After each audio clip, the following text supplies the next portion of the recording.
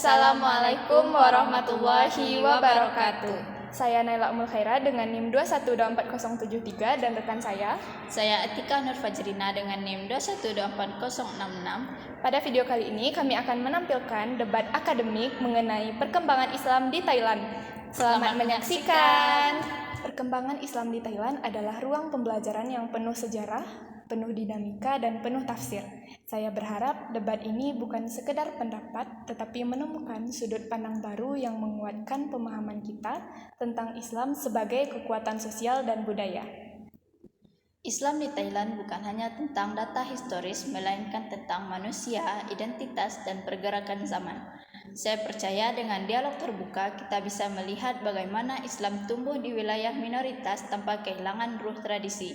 Mari kita berdebat bukan untuk menang, tetapi untuk memperkaya wawasan. Dalam buku Islam dan Masyarakat Muslim di Asia Tenggara karya Azra, ditemukan bahwa Islam masuk ke wilayah Thailand Selatan melalui jalur perdagangan pada abad ke-13. Saya sepakat, dan kajian sejarah Islam Asia Tenggara oleh Rikles juga menunjukkan kerajaan-kerajaan Melayu petani berperan dalam menyebarkan ilmu agama dan jaringan pesantren awal di wilayah itu. Namun struktur sosial Muslim Thailand lebih majemuk daripada yang sering ditulis, tidak hanya Melayu petani, tetapi juga komunitas Cham dan komunitas urban di Bangkok. Betul, dan perbedaan konteks urban dan selatan membuat pola ibadah, organisasi, dan pendidikan Islam berkembang dengan ritme berbeda. Dari sisi politik, sebagian sumber menyebut hubungan negara dan agama di Thailand cenderung sentralistik. Namun dalam buku Islam Asia Tenggara Kontemporer oleh Yusuf dan Bustami, tahun 2022 menjelaskan negara justru membuka ruang administratif seperti pembentukan Chulajra Montri atau Mufti Nasional untuk urusan keislaman.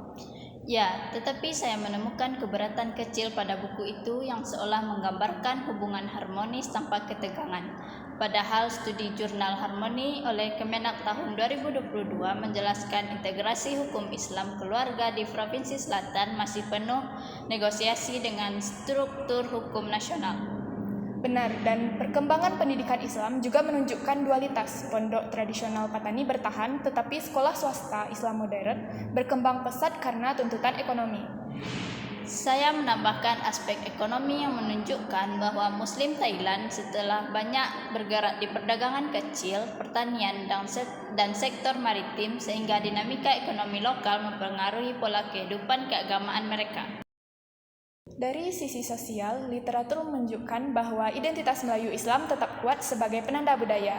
Ini dijelaskan dalam jurnal literatur keagamaan tahun 2019 yang membahas bagaimana bahasa Melayu tetap dipakai dalam pengajian tradisional. Tetapi saya ingin mengkritisi satu klaim dalam buku Islam dan Masyarakat Muslim di Asia Tenggara tadi. Buku itu mengisyaratkan bahwa Islam di Thailand stagnan, padahal jurnal studi Islamika oleh Azra dan kawan-kawan tahun 2020 mencatat dinamika besar dari dakwah kampus di Bangkok, dialog antar agama sampai adaptasi digital di komunitas pemuda Muslim.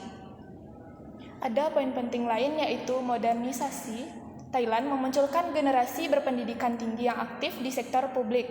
Literatur antropologi terbaru dari Indonesia menekankan bahwa ini memperkaya wajah Islam minoritas. Ya, dan keseluruhan perkembangan ini menunjukkan bahwa Islam di Thailand bukan hanya cerita petani, tetapi jaringan sosial, institusi pendidikan, organisasi masyarakat, serta komunitas urban yang terus berkembang. Saya menutup debat ini dengan rasa syukur. Dari diskusi kita, saya menyadari bahwa Islam di Thailand bukanlah kisah tunggal, tetapi lapisan-lapisan perjalanan dari tradisi Melayu, pendidikan pondok, hingga dinamika urban dan transformasi modern. Saya berterima kasih kepada Tika karena kritiknya memperluas pandangan saya. Saya pun merasa senang berdiskusi dengan Naila. Debat ini menunjukkan perbedaan sudut pandang justru memperkaya kita. Perkembangan Islam di Thailand adalah contoh indah tentang bagaimana sebuah komunitas minoritas tetap mampu tumbuh, beradaptasi, dan berkontribusi. Saya berharap diskusi ini tetap terus berlanjut sebab ilmu hanya berkembang melalui keberanian untuk saling menentang dengan cara yang santun.